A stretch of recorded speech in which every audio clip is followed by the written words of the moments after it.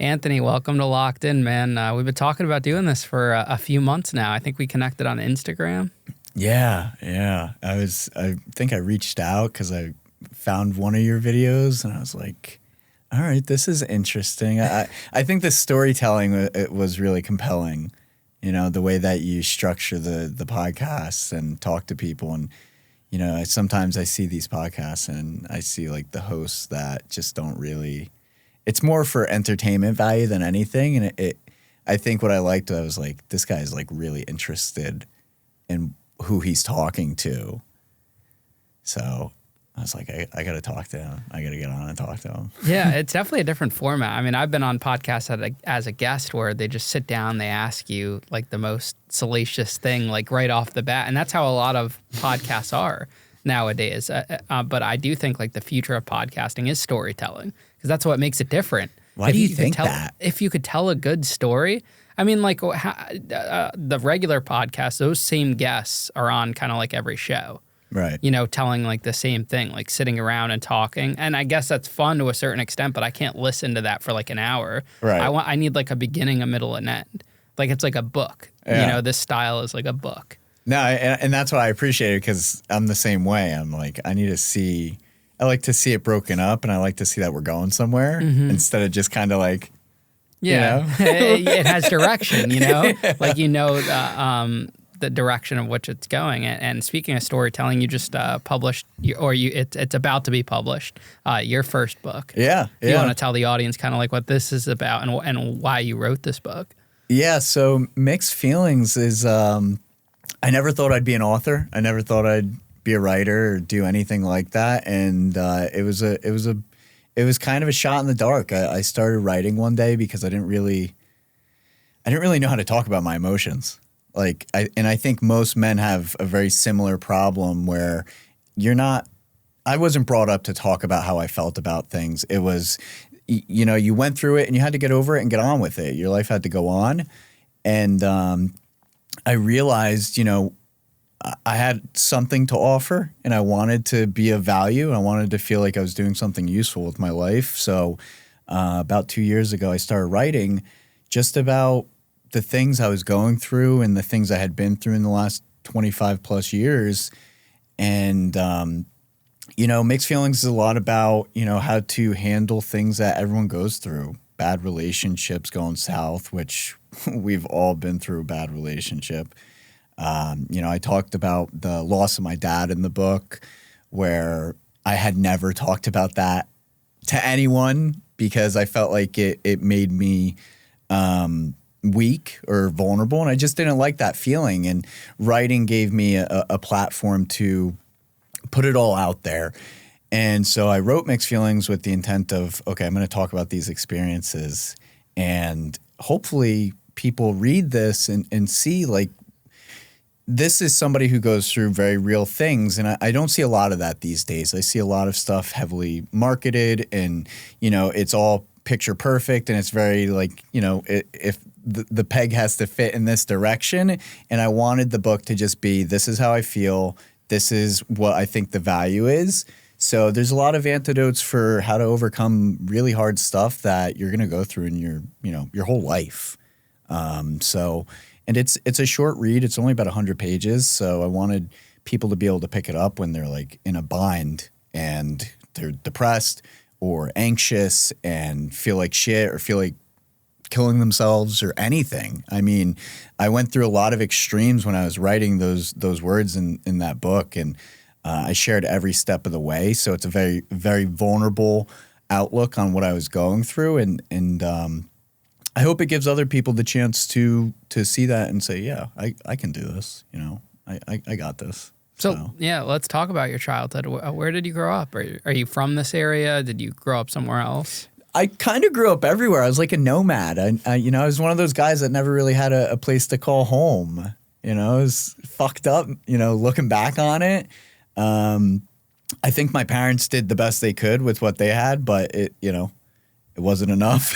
It wasn't enough for me. And I always felt like an outcast, man. And we moved around a lot. I grew up in New Jersey. I spent a few years out in PA when I was kind of like in middle school. And we ended up moving back to New Jersey for my senior year of high school, which is crazy because now that's over 10 years ago I graduated high school. So my upbringing was less than, traditional. We grew up poor at times. We didn't really have a whole lot. And that hurt as a kid because I always thought, and I had to get out of the mindset of thinking like this, whereas I thought if I got X, I would feel Y, right? If I got the nice jacket, maybe people would like the way I looked and then want to be around me. And I thought about like stuff like that for a really long time, and I hated it about me because I knew it wasn't right. I knew it was skewed, it was messed up. And so, it was really hard. I have 3 siblings, an older brother, older sister, and a younger sister. And my dad wasn't really a great dad. He was a drug addict that went in and out of, rehabs and stuff. And that was hard because I didn't have a consistent father figure, which probably led to a lot of the problems I dealt with down the line. And it was tough. And it's not something I always enjoyed talking about, but I kind of got a little older and I realized, wow, there's some power here. And so, it was definitely hard, my upbringing. And I worked hard the last 10 years after high school to make something of myself that I thought could contribute to society. And I wasn't raised like that. We didn't have healthy relationships. There was no stability.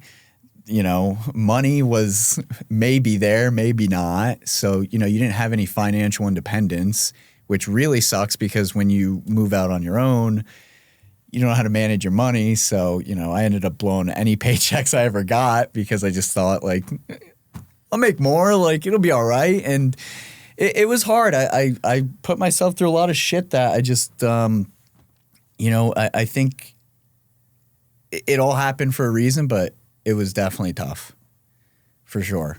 How old were you when you realized your dad was a drug addict and not like a good father figure? I think I knew from a very young age. I think it was something I knew was off. I didn't know what. And, we only saw him on the weekends, my brother and I, for the most part. And that's when he showed up on the weekends. Sometimes we'd sit by the window and just wait and wait and wait. It's really fucked up, man. I'm sure a lot of people go through it too, whereas, I thought, he would arrive at some point and eventually he wouldn't. And, I was an intuitive kid ever since I was really young, and I still am. And I think my mom tried to cover up a lot of it with the right intent. She would never want us, to see my dad that way, to know what he was going through. But I was probably 8 or 9, and I knew, you're watching your fucking dad. One time he fell asleep at the wheel, and I'll never forget that. And we had got done moving that same day, my brother and my dad and I. We had moved from one apartment to another upstate New York where my dad lived one weekend. And I thought he was just tired, and maybe I was making an excuse for it too. But I remember he was driving us back to my mom's, and he fucking drove off the highway, and we were sideways in like a median, and he gained control of the car, got us back on the highway, and he's so fucked up. First thing he says, like, all right, don't tell your mother, Like, we could have just died, and the first thing you're worried about is what mom's going to say.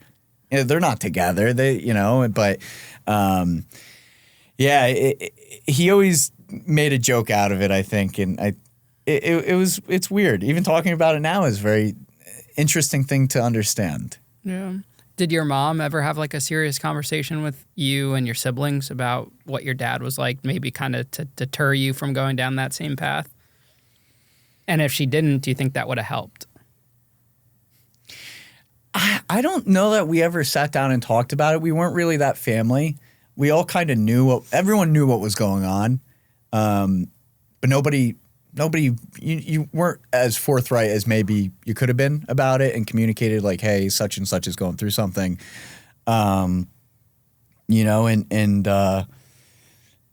maybe it would have helped. I can't say one way or another. I know my mom was and is very protective of everyone she loves. And I love that about her. She's protective to a fault. So I don't know that she could have ever even had that conversation with us because she loved my dad to death. They weren't together because he couldn't get it together. And I'm sure there's a lot more that went into that, but he died in 2019, and I can say without a doubt to this day, my mom loved him to death, absolutely to death. It didn't matter if she was married after the fact or met someone new. My dad was my mom's rock, and it's too bad they couldn't get on the same page, and my dad couldn't get off the shit, and sometimes he did, and sometimes he would get clean and he'd get right, and you knew when he was right because he was on point. He was happy, and he had this insatiable lust for life, and he just always wanted to enjoy what he was doing. And I think about it now, like, what the fuck was he going through that he, how awful did he feel inside that maybe he wanted to really like get the most he could out of life. So, yeah. Did you ever realize or figure out what those issues were that he was struggling with that led him down that path of addiction? No, I think he just, when I got a little older and I graduated high school, he was a little bit more open about stuff, but he still kind of jokingly talked about things, and I do it too. I'll say something really, really fucked up and then laugh it off. But one day I remember after I graduated high school, he's like, I love you, and I know I'm not the greatest, and that was it. That was all I needed. That really, that was the conversation that probably, and it happened at the perfect time. I can't say if it happened a year before or a year after, it would have been any better, but he never really talked about what was wrong. He was your man's man. He was as hard as they fucking came, laborer, blue collar guy. You got a problem, get up and take care of it. Somebody doesn't like you, fuck them up, let them beat you up, move on. It was very that simple that I don't know that he thought he had a problem, to be honest. I think he maybe thought it was totally normal. Mm-hmm. Yeah. What kind of kid were you growing up? Like middle school, high school, Anthony, beginning of high school. How would someone best describe you at that time? I was erratic, man. I was erratic. I mean, younger Anthony was very closed off, very introverted. I felt like I didn't understand, man. I was lost. I was a little kid, and I felt like I didn't fit in with anybody. I knew I was different from a lot of people.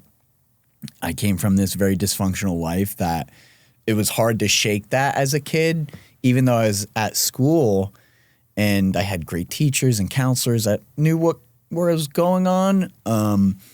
I knew I was going home eventually at the end of the day to these same problems. And, I think that kind of took away some of the fun out of being a kid. I had to grow up. I had to figure it out and get on with it.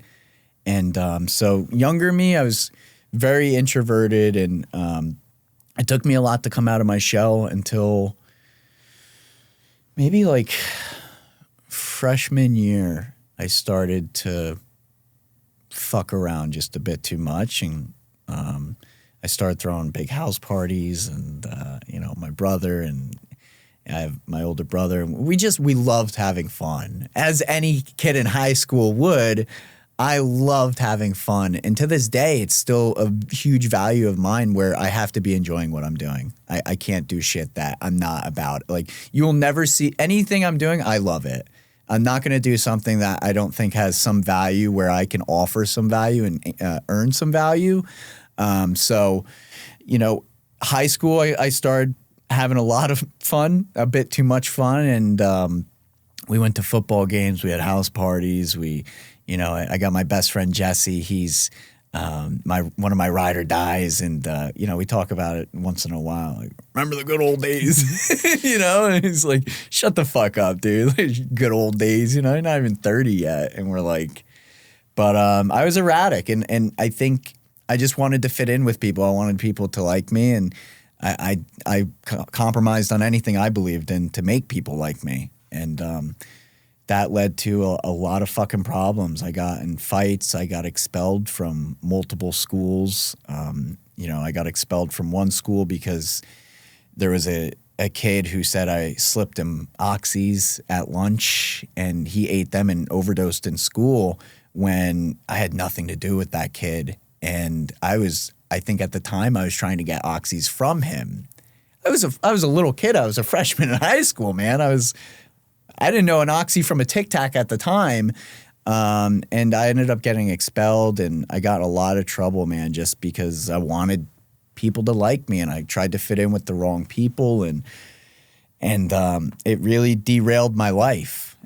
And it just snowballed. I was either getting in a fight or in trouble on probation, and I just couldn't get ahead of myself, man. I knew it was fucked up. I just didn't know, like, where do I stop? How do I get control of this? Had you used drugs at all when you asked him for those oxys, or were you just doing it as like, hey, everyone else is doing it, I want to try to fit in? I think at the time I smoked weed. I didn't know what an oxy was, man. If I knew then what I know now, right, I'd be like, ooh, you're on your own, buddy. But I didn't. I was stupid. I was naive, and I wanted to fit in at any opportunity I could. So I think at the time I was just smoking weed, and and that drove my mom absolutely batshit crazy because she didn't want me smoking. It was a dysfunctional home, but we still had very similar values to normal families. My mom didn't want me smoking, and my dad would smack me in the back of the head when he found me smoking. What the fuck is wrong with you? Same guy that chain smokes cigarettes all day. What the fuck is wrong with you? Like they wanted what was right for me. And, I wasn't like a druggie or anything like that. It was just a stupid kid. How did your parents react to you getting into fights and getting expelled from school? My dad was just so disappointed. I mean, he wouldn't even look at me. He wouldn't talk to me. And I already felt like he hated me. So now he had a reason to really... Which really, it crippled me, If he was there to kind of extend himself and say, look, son, you're really cutting up. You better get your shit together. Maybe I would have received that a little differently. And my mom was just like, she didn't know what to do with me because I had an older brother who was following a very similar path to me. And I had a little sister at some point, and my mom had gotten married and my stepdad had died. So my mom was left with this newborn baby, my little sister, who's now 17. And my brother and I were just fucking running rampant, man. We were just doing whatever. And my mom didn't know what to do. She'd talk to the police department. They'd send a cop to the house, and they'd come fucking... Sometimes they were assholes. Sometimes they were really sweet. And maybe I didn't have my dad's support, but I had the support of everybody. I really did. My mom really wanted me to figure it out, and I didn't know how, man. I wanted to. I really wanted to get right with things, and I couldn't. I didn't know what the hell that meant. I didn't. So, there was many days where my mom freaked the fuck out on me, and she was never okay with it. She was never okay with me out acting like a jerk off, and to this day she still says it. Yeah. Do you think this all stemmed from you having a dysfunctional family as a child? Sure. Yeah, because I wasn't raised with stability and confidence, and when you're raised with a mom and a dad, and not to throw any shade at my parents because I think they really did the best they could. But when you're raised with the support and foundation of a normal household, you feel confident about the things you're doing. And I didn't feel confident about anything. I was just throwing shit at the wall and hoping something stuck. And as a kid with no guidance or support, I think even just if my dad was there, even if he was a shitty dad, but if he was there, that would have been all the world better. That would have made a world of difference. And, so I think if I had a different upbringing, I probably would have made some better decisions because I would have felt better about myself. I just didn't feel very good about me. And I didn't know who I was. And I didn't really, I think a young man, I needed that from my dad, like a lot. And I just didn't get it. Were you getting arrested at all in high school? Or was it just, fights, expelled, cops show up? Or was there anything like you were getting in trouble with the actual law with? So the kid that had set me up and got me expelled from school, I obviously hated this kid. I really felt like he ruined my life. I really felt like this because before then, I was just a jerk-off kid. We got in fights. That was normal. 10 years, 15 years ago. 15 years ago, it was normal to fucking just, you didn't like somebody, you met him at the skate park, you guys got in a fight and went separate ways. But we were playing some touch football one day and we were probably a little riled up, my same best friend, Jesse.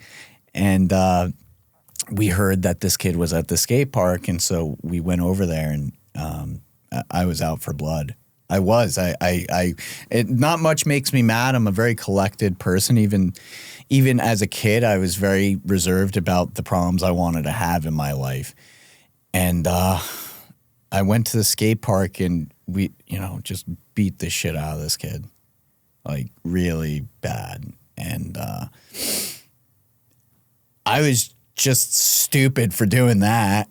I didn't know any better. And after that, I got put on probation, and I'll never forget my probation officer, Kyle Morgan. He made me cry, man, like I've never cried before. My mom was sitting there at probation intake, and for anyone that doesn't know what that's like at 15 years old, you're there with your parents, and a probation officer is just going to dig into you and ask you every fucking question that he knows you can't answer. He knows where this is going.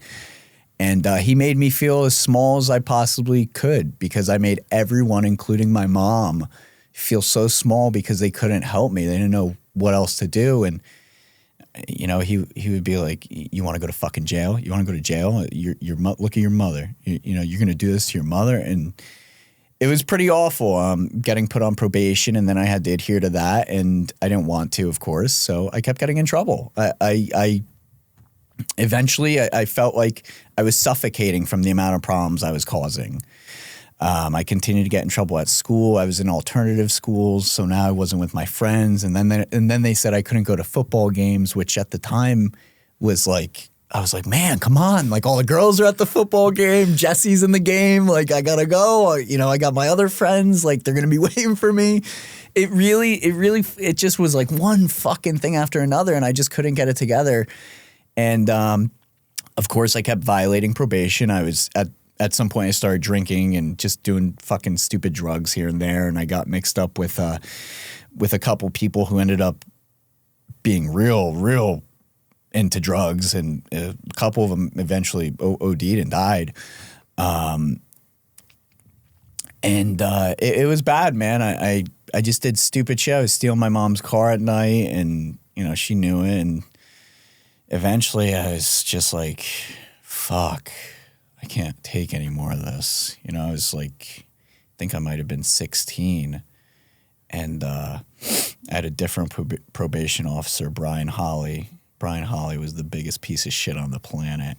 But he was like, do your shit and everything will be okay. And of course I didn't, And so I stole my mom's truck one night. And it's really fucked up, man, because I never thought I'd be there. I as a little kid, I was like, I want to be a good person. I want to be a good parent, be a good adult. And I went through all this shit and like stealing my mom's car. I eventually got a felony on my record for breaking and entering because we robbed a drug dealer's house. And I confessed to a lot of it at the end because I was like, I can't take this anymore. I was 16. I was like, I'm so tired of, I got this fucking probation officer who's every day he's like, I got a room for you up in fucking the valley. I got a room for you. And eventually I was like, dude, just take me. I'm so tired of this. And I got hit with a felony for breaking and entering. I admitted to going into somebody's house, and granted, I only stepped 3 feet in there and stole a box of cookies. I still got a felony. Wait, so you were looking for drugs at this guy's house? I went there with some other people that had been looking for drugs. So were you planning on stealing the drugs? What was your intention? I was just there for the ride, man. It's fucking stupid. I was like, that's where I was. I didn't want, I was like, oh, look, guys, this is a really bad idea. And, you know, we probably shouldn't be doing this. Like, we were just going to buy a bag of weed. But I was with scumbags that said, oh, let's just go to his house, fucking rob him. I'm like, you know, and I wasn't a confident young man, so I didn't know how to say, oh, no. Like, if you said that to me today, I'd be like, first of all, I'm going to call the police on you, okay? Fuck you. Like, but I just didn't know how to stick up for myself. And, yeah, it led to so many problems, man. So many fucking problems. So how do you guys get caught that night? Was he home? Were you guys trying to kick down the door? Or were you just knocking on the door? Somebody had witnessed it take place, a neighborhood watch person or some damn buddy. They didn't really have any of us, but they started questioning me about a string of burglaries local to this area in like Mount Pocono, Pennsylvania. I was living in Pennsylvania at the time. And I said, I don't know anything about those, but there's this one that I was a part of. I don't know any of the people I was, right? Like, I didn't want anyone to get in trouble, but just the thought of them catching up to me was like paralyzing. And they were questioning me eventually about that one burglary where I was like, yeah, I walked in, I stole a box of cookies, man. Like, I don't know, I was with fucking these assholes. I don't know their names. And so they ended up giving me a felony for it. And this is a felony on a juvenile record, or it's an actual, okay. So juvenile. So it's not technically on your record anymore? Or? Yeah, so if you checked, it's not technically there, which is great, right? Because, it gave me a chance as an adult to still make right on my wrongs, but it didn't help that felony, even as a juvenile, carried some technically time away. And that was a brutal part of my life. That's, as soon as I got sent away, I was like, I fucked up.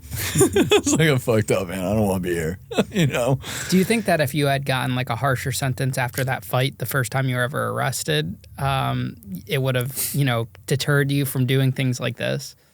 I don't know. Maybe. I think it's possible. If they had really hit me hard that first time, I might have woken up immediately and said, whoa, like, I got to get out of this. But they gave me a slap on the wrist like they do to any juvenile, I got a slap on the wrist, and they were gonna try to scare me, and they I think the court systems did it right. I think they really tried to rehabilitate me, but I'm kind of hard-headed and stubborn. So even after I knew I had 1 foot in, I was like, nah, I can still figure it out, and I can still do what I want, and I can still. I was wrong. I was so goddamn wrong. How many people do you think have like childhoods growing up like this where they're getting into trouble, as a juvenile, but never talk about it, never like share these types of stories, but maybe judge others that do get arrested on like an adult level and end up in prison? Because if you do this type of stuff as an adult, there's a good chance you're going to prison. Yeah. But when you're young, you get away with this stuff, and a lot of people bury these types of things in the past. Yeah. Well, it's easier to leave it in the past. These aren't exactly like things, and I'm such a forward looker that I hate thinking about some of this stuff, but I learned so much from it. And I think a lot of people that come from broken homes, or however you want to fucking label it, they deal with this stuff, and it was hard as a kid. And I think people really did the best they could to help me figure it out.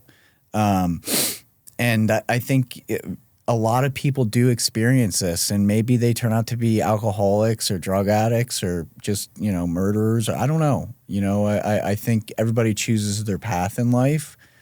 But I do think that the minute you decide you kind of want to stop doing all this stupid shit, you really have to be in it. You have to say, look, I need to get right. This is wrong. You have to look at it that black and white. It just has to be that simple, where it's just, I have to figure this out, because otherwise, you become a number. And, after you're 18, nobody gives a fuck. I got so many slaps on the wrist. People knew I was a good kid, which I think is what really fucked them up too. I wasn't like one of those kids that was like destined to be fucked up. I was just in a fucked up place. And I think that kind of confused people because they wanted to help me, but, and I wanted to help. I just didn't know what the hell I was doing to get right. And I eventually, as soon as I got sent away, I got sent to a facility where, again, I got a slap on the wrist. I got sent away for 6 months. I mean, for felony, assault, and all these things, if I was an adult, I would have been looking at years of prison time. So who sends you away? The court? Is that what they're ruled? And are you now out of high school at this point? Yeah, so I was probably like a sophomore or junior, and I just kept breaking probation and stealing my mom's car and fucking breaking into places for cookies and shit and just on drugs. So eventually I stole my mom's car one night. I think my PO was coming to take me away that morning because the day before I had taken some random fucking pills with my idiot neighbor and I had like fell on my face in front of my mom. And she's like, Anthony, what the fuck is going? And I was like out of it. I don't know what I took, but I was like, I fell on my face and immediately got up. I was like, Mom, I'm good. It was maybe like 15 or 16. So she called my PO. She's like, fuck this kid. I can't help him. He's got to. And thank God she got to that point. I'm sorry she had to. But then my PO was coming and I was like, nah, fuck this guy. I'm not sticking around for this guy to come tell me he's taking me away again. And so I stole my mom's truck and I went and I was going to go to my dad's upstate New York. That was my plan. I was going to go to my dad's. I thought he could save me and help me and talk me through it. And it's kind of ironic now talking about it because he was the least reliable person. He didn't want to talk about anything. So it was weird because I wanted to go to him. I felt like he was going to be able to save me. And I had a girlfriend, Kayla, at the time who tried to help me. She'd break into my house in the middle of the night and dump all the drugs or anything down the toilet and leave in the middle of the night. And I'd wake up in the morning and I'd be like, what the fuck is, and so I stole my mom's truck. They stopped me upstate New York. I got to where my dad's house was and arrested me. And I got arraigned and my PO called New York and was like, bring him back to PA. We're taking his fucking ass to jail. You don't get to keep him. I was like, hot shit. I thought I was cool. I thought I was cool. I had everyone's attention. I had pissed off my best friend's mom because they got involved. I had pissed off. Kayla's parents fucking hated me, which was fine because her dad was an asshole. So, but that helped me too because, I knew he held me accountable. I was with his daughter and he'd always let me know, you're a fucking little punk kid. And he'd tell me, and that kept me right because I was like, man, I don't want to be seen as that. And got arrested, sent away. This might have been my sophomore year. And I got sent to this facility for all these things, felonies, breaking in, drugs. It was like, because at that point I had told them everything I was doing. I just wanted to get it done and out of the way because I wanted my life to go start, however that looked like. And so I went away. I was supposed to be away for 6 months. I got in a fight at this place like a week in. I had these, I hate to be, I want to be politically correct here, but I had these fucking black kids from Philly who wanted to fuck me up because they had this little kid, Riley. Riley was like a little kid and Riley started punching me in the back of my head the one day. I'm like, dude, I can't hit you. You're a kid. And he was just like full on punching me. It didn't feel like anything. It was like a little kid, but he's like, calling me all this shit. I'm like, dude, I just want to do my time. Fucking leave me alone, man. I just, I knew immediately when I went away, I wanted to get fixed. And I worked really hard to do that. And this kid wouldn't stop fucking touching me. So of course I knocked him the fuck out. I was like, I'm done with this kid. And Riley was like protected. And I didn't know that until I went to take a shower that night. And I got my ass fucking absolutely handed to me. They knocked me out cold, kicked my fucking head in. They fucking beat the shit out of me. And I told everyone. Nobody believed me. Why would they? I was a fucking little asshole. They thought it was just like another cry for help. And I had burned every bridge at that point. And rightfully so. So I said, fuck this. I'm leaving, man. I know where I am. I'm like 3 hours from home, man. I got some connections. I'm going to sort this out, you know? So I fucking left like 2 miles down the road. One of the counselor picks me up. He's like, yeah. I'm like, they fucking beat me up, man. I don't want to be here. And this was like Thanksgiving time. They sent me to juvenile detention, 23-1. So I was basically in prison at that point. What was this place before that then? Like a rehab? This was like a rehab. Like there was no gates or anything. It was like stick to your shit, take care of your program. And so it was society giving you another chance. Yeah. Okay. And that clearly didn't click. So now they send you to juvenile detention center. As like a holding, and I was there for like a month and a half. So I sat there through Thanksgiving. I sat there through Christmas, and it was miserable. I was a kid. I was a fucking kid. And I remember they sent me into juvenile detention, and it is exactly what you would expect if you don't know what prison looks like. It is a brick of concrete with a very thin yoga mat. You know, you got your sink, your toilet, and everything's right here. And every morning at 6 a.m., they come in, they throw all your shit in the air and say clean it, and you mop your floor and you fucking sit there and feel sorry for yourself. And there's not really much more that happens. You fucking eat, you know, your food in the morning, and you read. If, you know, they like you, they might let you have a book. And that was hard. That I was like, fuck, man, like I'm in a really bad place, and I don't know how to fucking fix this. I don't know. I just know everybody hates me. And that was not what I wanted. I wanted everyone to like me. So everything was just thrown in the air, and it was like, what are you going to do now? And that was tough. They eventually placed me in another rehab that was about 7 hours from home. They were like, you're going away, and you're not going to get home. You know, at that point, you're a flight risk. So they're like, they think you're going to take off. I went to that facility. That was George Junior Republic out in Grove City, PA. And I got there, and I was like, obviously, I'm still a kid, man. I'm like, fuck, man, all these new people, and, you know, but everyone was really nice. And it really felt like people wanted to help. And I needed that autonomy of like, okay, I want to get right, but I need you guys to help me figure out how to get right. And that was another rehab, but now I was supposed to be away for about 1.5 years. They were like, minimum 1.5 years, you're going to be here. You're going to go to school. You're going to do this. You're going to do that. And I came from a very strict county that was going to adhere to that, especially dealing with me. My POs made sure the judges knew I fucking was the worst. Everything was against me, man. I was like, fuck, like I'm never going to figure this out, you know? Like, and so I went away, and I completed that program in like 9 months. I was like, I'm going to be the best. I'm going to do the best. I'm going to fucking not, you know, do anything wrong. And I didn't. I worked through their program, and I had great counselors, and I had people that really cared about me, people to this day that I still stay in touch with. Yeah, that was tough. I excelled with that program. I got a chance to go to college while I was out there even, and that was on a big open campus. There was no walls or anything. They were basically like, hey, if you want to leave, go ahead.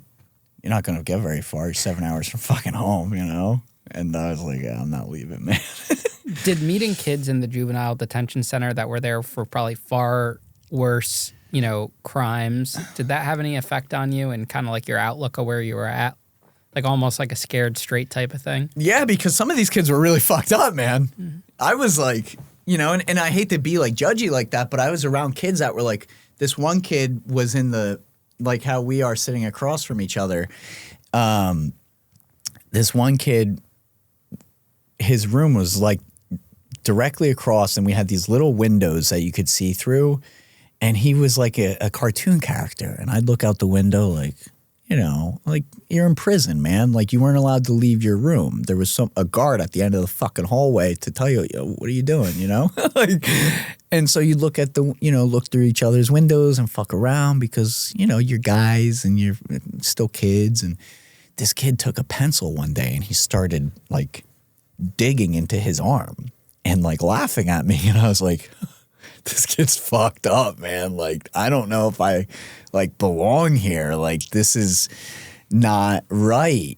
And like, just I encountered a lot of people that were there for I think similar problems. You know, they probably felt similar to how I felt, but there for very different reasons. You know, some people were beating up their family members, and I mean, there was a pretty broad range of people you're going to run into, especially in the juvenile detention center. You're sitting amongst murderers at that point, so it's like you can bump into anybody. And I think a lot of that, I saw what they were going through, and I was like, man, this isn't me, man. I gotta get this right. Like, I made some stupid choices, but I don't want to be destined to this life. I don't want to be part of the recidivism of what this looks like. I want to complete my shit, and I want to go and never come back. Like, that was how I saw it. I just want to go and never come back here, ever. Did you ever wonder, like, what happened in those kids' lives to get to where they are? Because, like, sometimes, like, you'll meet someone or you'll hear a story and, you know, something crazy that happened to them, and you always kind of wonder the backstory of how they ended up there. So as a kid, when you're with those individuals and you're there for far less, you know, crimes, what's going through your head when you see those kids? I think I'm the same. You know, I want to understand. I think a lot of what happened to me was just bad timing, poor choices. It wasn't like my identity, and I really had to shake that over the years when I got out and stuff. But and I met a lot of kids similar to that because you know, I wanted to understand, and there were a lot of people that were 16, 17. They're like, you know, they were already like, I just want to do the program, be the best at it, and get out of here. You know, and they came from similar households. Some of them came from perfect homes and had the most problems. And some of them came from the most fucked up homes and had the biggest hearts. And some of them, you know, everyone had a very different story, but it was eye-opening for me because I never thought I'd be there. I was like, oh my God, like, I really fucked up, man. Like, how did I get here? And I imagine a lot of people felt how I felt. So I tried not to be too critical of what was going on around me. I just wanted to remain on my own course. And, you know, if you know, I had a roommate or something, which was rare. You only got a roommate if you were like, you know, the goodest of boys, you know. So like, but eventually I had roommates, and, you know, I had Josh was one of my roommates. Josh was a great kid. He's just a fucking idiot. You know, and we didn't realize that until we talked about it. And I'm friends with him on Facebook now, and he went and lived a great life. You know, guy's got his own company, does landscaping, whatever. And I think that's amazing, man, because you can turn your life around. You know, it's possible. And I hope people know that, because I was in the thick of it. I was in the worst fucking place ever. And granted, I was a kid, so I probably still had a lot of leeway to sort it out. If I fucked up now, I'd still want to turn that page and put it behind me, because it hurt me for a lot of years, because I always heard what people said about me. You know, you're a piece of shit, you're a druggie, or you're this, you're that. And I didn't know how to get rid of that. That was a lot for me. How was your relationship with your siblings and your parents while you were going through, you know, these programs, the detention center? Were they supportive? I think it was a lot for everybody.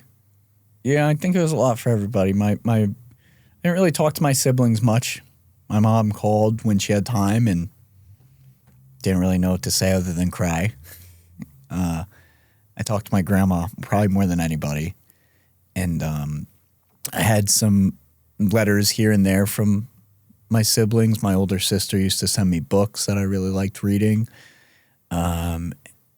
I think they wanted to help still. You know, they wanted to support me, but they didn't know how. They didn't, you know, I was just a fucking loser kid just being a jerk off. And, you know, my mom just kind of would say, like, you know, I can't wait for you to be out of there and come home, and I'm really sorry for what I had to do. And, you know, I think it was probably the one time in my life where the communication was very crystal clear. You couldn't really dance around what was going on. You know, it wasn't like Dad, you know, driving off the road. He's a drug addict. It was like, you're in jail and you're not coming home today. And, you know, my little sister thought I was on vacation for a long time, to which now we joke about. But, at the time it was painful, man. It was really painful. It was painful for everybody. Now, that last program you would go to after, what are some of like the programs and activities you would do there on a day-to-day basis that helped you? Well, for the first 6 months, you had to adhere to that program. You didn't get no one gave you any handouts. Nobody cared. Nobody thought you'd figure it out. After the 6th or 7th month mark, I had reached a certain level, and that gave me the ability to go do a lot of things. And a lot of people knew I was very serious about what I was doing, so they trusted me. And I was allowed to walk around on campus, and I was privy to a lot of things that other people weren't. So I remember we used to go horseback riding, which was like supposed to be therapeutic, and that was great because you learned how to take care of a horse, how to take care of a farm, how to keep the upkeep and get up early and do all these things that I never thought I'd do. One time I went to a Pirates game, which was like, you went to a fucking baseball game, you're in jail, bro. Like technically. And I think it was confusing. It was confusing for me, but I think people wanted to show me little by little that I was doing the right thing. They didn't want to get me too much. I might fly off the hinges again. But we did a lot of, you did school like you would anywhere else. That took up a lot of time. And after school, I eventually was offered a program where I took a sociology class, and I was number one in that class for Grove City. So I got college credits while I was away, and I met professors, and I had some really nice opportunities afforded to me when I put in some serious work, though. I had to sit through therapy and talk about, my bastard dad and my bastard ways and my mom's overprotectiveness. And, those were uncomfortable topics. They were things that a kid doesn't, know how to talk about. And you don't know as a kid you're being coerced to talk about it. You just know that this person keeps asking you questions. You got to answer them.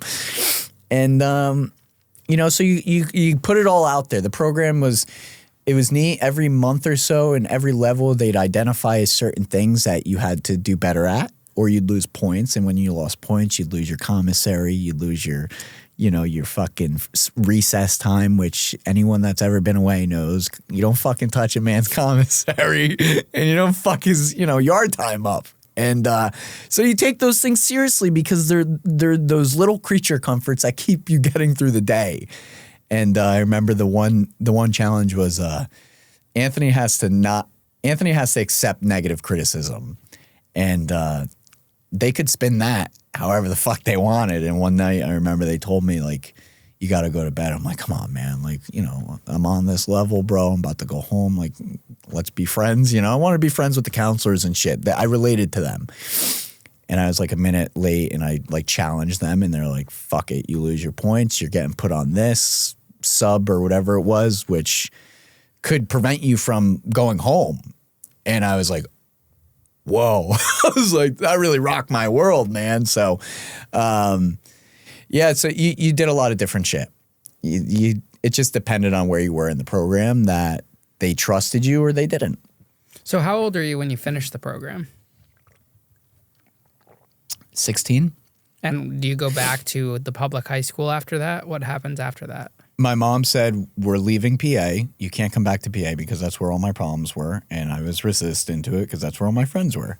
I had finally made a friend group and had a clique of people that I kind of related to.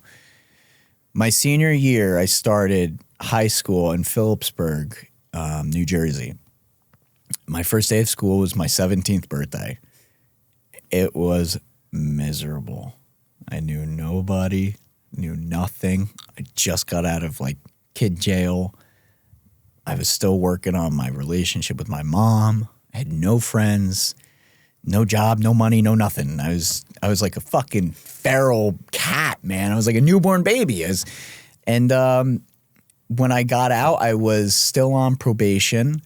So I was on probation for another like 2 years, and I was embarrassed about that because, I met new people that asked me questions, and I have a whole lot of answers because I was fucking embarrassed. I was like, God, man, like I'm such a loser, like I was in jail and I got to meet all these people. How am I going to relate to them? And that was tough.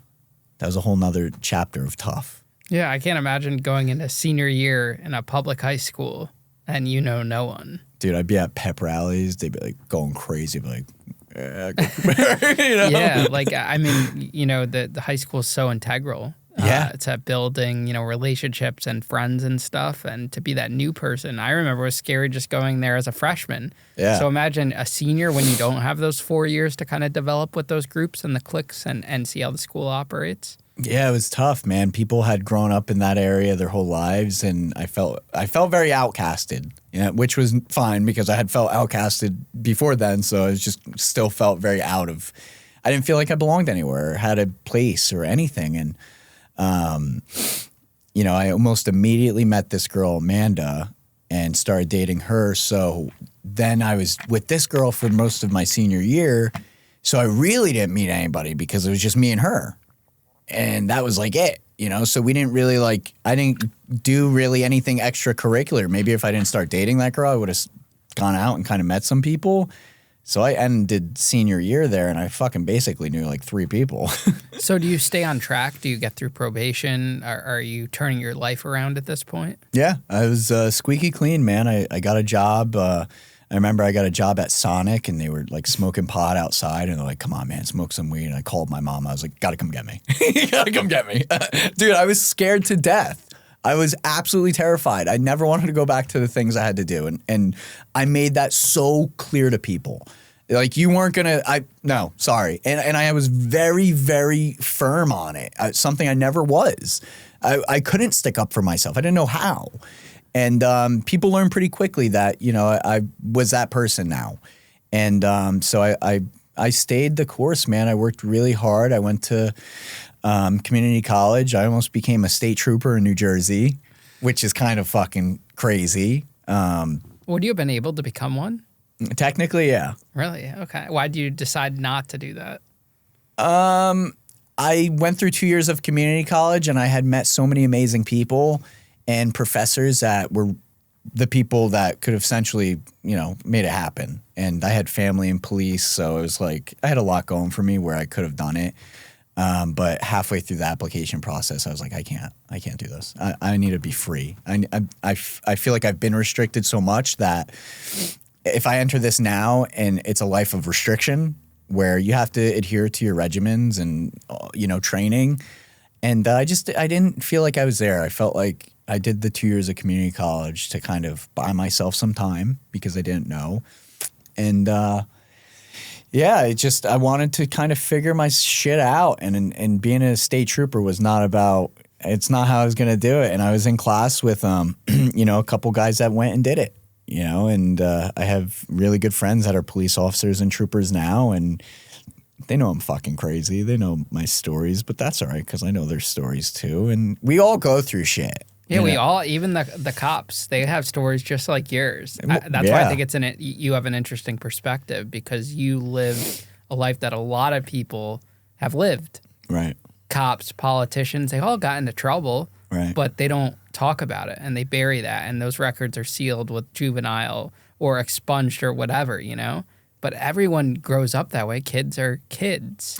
I didn't know that. I didn't know. And as I got older, I learned. You know, I had my one professor, Jeff. He was the chief of police in New Jersey. And I pretty much told him, I said, look, Jeff, I went through this.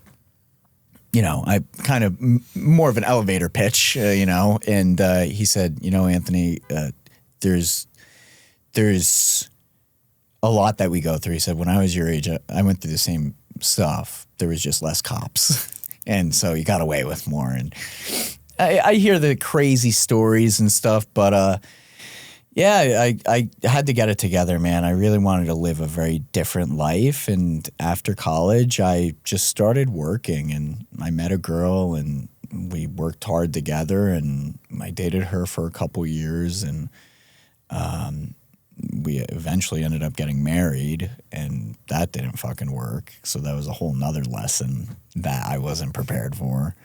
And yeah, man, I mean, I'm not to say that I didn't make some serious mistakes after the fact, and I've been very fortunate to still kind of have a moment to reflect on how to never let those things happen. But yeah, no jail time or anything since. So what piqued your interest about even considering getting into law enforcement, especially after your run-ins with law enforcement?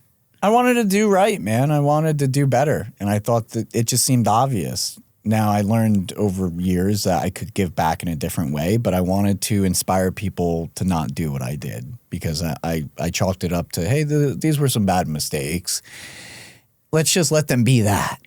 Don't let it turn into a historic thing where you're just year over year, you're fucking making the same mistakes. Like, I wanted to inspire people to make better fucking choices. And I thought if I was a cop, I could do that, because there was a lot of people in my life at that time that were cops. And my uncle was the chief of police, and my other uncle was another chief of fire. And I had really good role models around me, and they were people I looked up to. And I thought, well, I guess I got to go do what they're doing.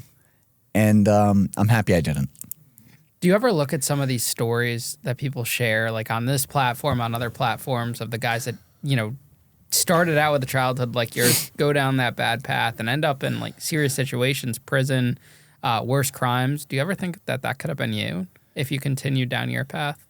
Yeah. Oh yeah. I worry about the effects of what drugs can do to you too, where you don't even know.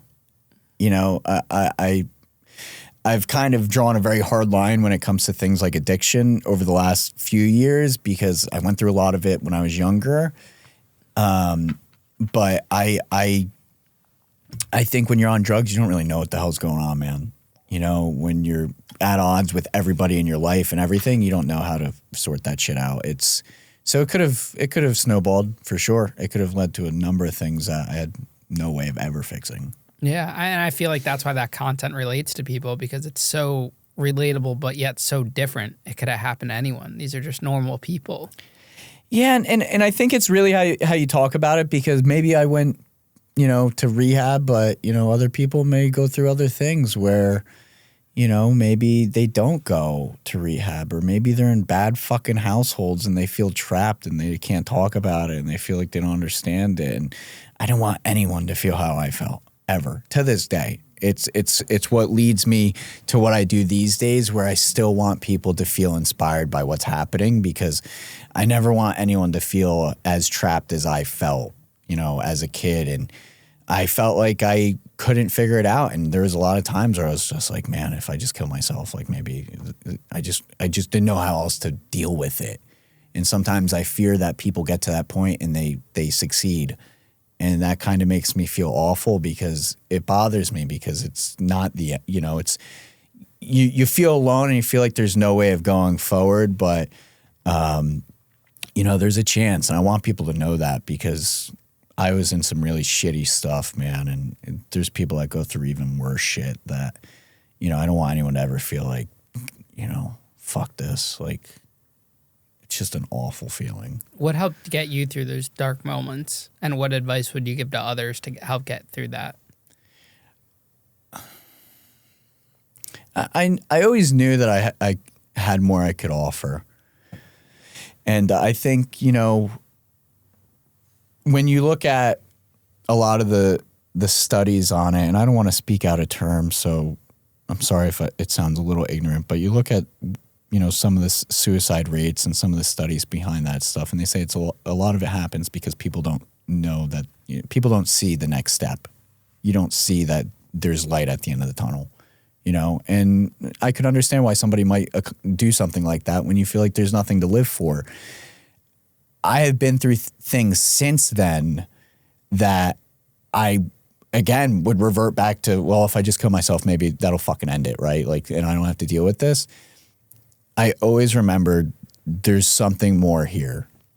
There's people that rely on me. I think of, how it might affect the people around me that love me to death, to absolute fucking death, how it would affect them. And I think of all the projects that I work on and stuff, and all the things that I want to do. I really want to do, and it took me a few years to kind of shake well, I'll just end it if it doesn't work out. And now when it doesn't work out, I think very differently. But, if that's where somebody is, man, you got to find a reason to live. You got to find a reason to get up You know, you have to find a reason to want to do something, anything at all, just anything. Put your phone down, go for a walk, talk to the fucking birds, man, whatever. Anything to just get you through that next day and through that next day and through that next day. Because when you feel that shitty about yourself, you're going to feel that shitty for a long time, because nothing's going to change unless something changes. And it's not going to change unless you consciously decide, hey, you know what, fuck this. I feel shitty, but I have to keep trying. And one day, you know, before you know it, you kind of look back and you're like, I'm all right. You know, everything worked out. Everything's okay. Why was I so hard on myself? Why did I worry so much? Why did I stress so much? And, you know, and again, like, I've been through so many things in my adult life now that have been just as, you know, they've crippled me in a lot of ways, you know, and you have to keep going. That's just how this works. Like, you can't stop, because there's people that need you here. There's things you need to do. There's reasons to live. There's people to talk to, and there's so much to learn. And I think we get in our own way a lot. What do you want people to take away from listening to your story? Don't be scared. You know, I was scared, and not me, for a long time. Only in the last couple of years have I really started to grow into who I am. But don't be scared to put yourself out there. You know, we live in a very polarizing world these days. For one reason or another, we could talk about that for hours, you know, social media, politics. There's an abundance of reasons to not do any one thing, to not feel better, to not go on a date, to not go to a meeting, to not shake hands with that person, to not leave your house, to stop playing the video games. If you're looking for a reason to continue those things, you're going to just keep feeding yourself bullshit. But don't be scared to take that first step to try to change your life. And try to get right with how you feel, because I knew I didn't feel right, and I was out of alignment with the things that were going on. And it took me over a decade to get straight with those things. Over a decade it took of trying, and one step forward, two steps back. But you can't be scared. I see a lot of people today that are terrified, absolutely terrified to do remedial things, you know, take a new meeting with a new client. Why not, you know? Go on a date with the person you really like, you know? Why? What's holding you back, right? Like, be willing to accept that you're going to fail. Be willing to accept that shit's going to go awry. It's going to happen. You have to accept that it's going to happen. But, you know what you want, know what you need to get out of your days, and try to aim at those things. Yeah, shit happens. It's, you know, it's not about how far you fall down. What matters is that you get back up and you keep pushing and you keep trying new things. Absolutely, man. You have to. Well, Anthony, thank you so much, man, for sitting down and sharing your story with us. We'll have the link to your book and your social media in the description of this episode for the listeners to check out. Yeah, I appreciate it, Ian, and I hope everybody enjoys, and you know, the show, and you know, hopefully they can take away a couple things that I couldn't figure out. Hopefully my stories help them not do those things.